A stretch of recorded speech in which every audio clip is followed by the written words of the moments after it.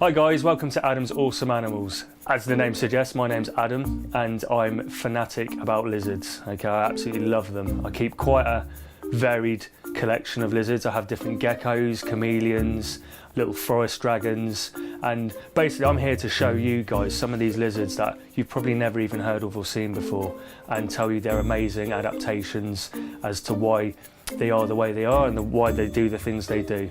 So in this big tank here, first off, I have giant leaf-tailed geckos. These are probably my favourite gecko I keep. They're from Madagascar, and they are endemic to Madagascar, which means they're found on the island of Madagascar and nowhere else in the world. The next tank along is a nursery I've got for some baby chameleons I've bred. I keep Panther Chameleons, which are also found in Madagascar. They're not as rare, and they're pretty good because chameleons are quite adaptable, which means they are found in actual human settlements, people's gardens, on the side of roads.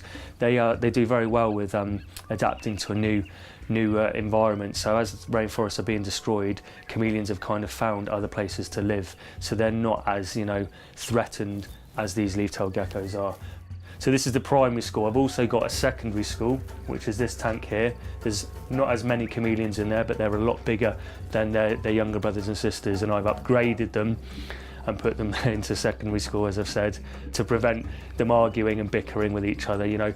Bigger brothers and sisters are generally quite mean to their younger brothers and sisters, like in humans. So yeah, it's the same with the chameleons. I have to separate them.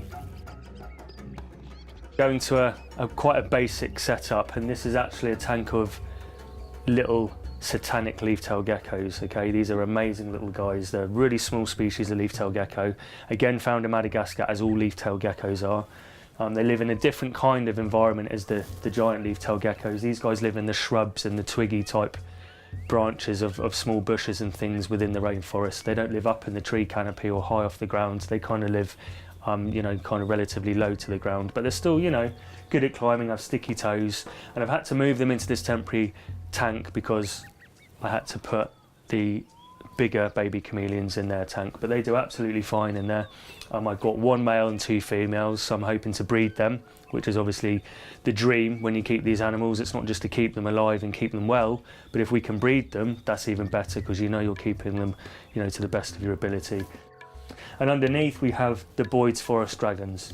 Okay, they're a young pair and they originate from Australia. I've actually been to Australia and seen these in the wild, which is why when I saw them in the wild, in the flesh, I said, wow, they're a lizard I have to get. They're beautiful, they look like dinosaurs or dragons. They're absolutely phenomenal. And I was fortunate enough to come across some. But as I said, these are young at the minute. They're going to get a lot bigger and they become more sort of dragon-like as they get older. And underneath, in these tubs down here, there are actual lizards in there. We've got knob-tailed geckos, and they're Australian. Well, the reason they're down in with these little tubs and they're not in a tank like this is because they're nocturnal as well, and they like it quite dark. They don't like it too bright.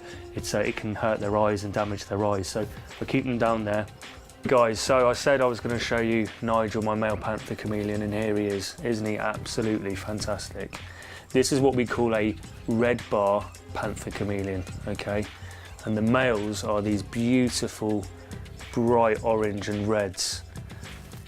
Absolutely fantastic. And these work very similar to how peacocks work. Peacock males are obviously the pretty displaying bird in the peacocks, and they attract the peahens by using their beautiful tail feathers.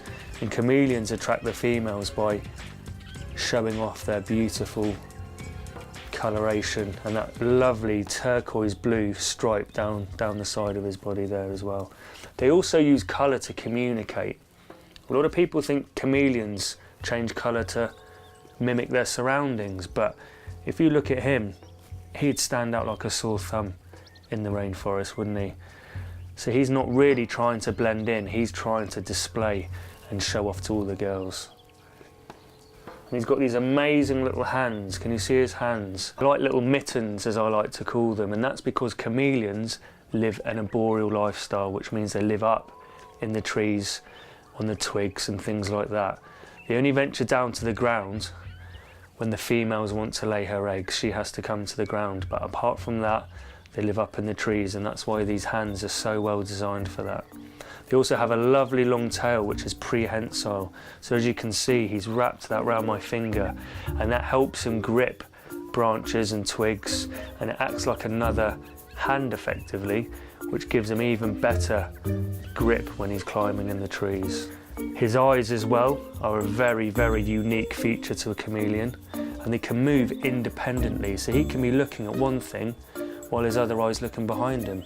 And that's so when they're in the trees, they can be looking for food, which is insects, and the other eye can be looking for predators, such as a bird. But when they find their food, both eyes have to lock forward to give them binocular vision. Thanks for tuning in, guys. I hope you've enjoyed it.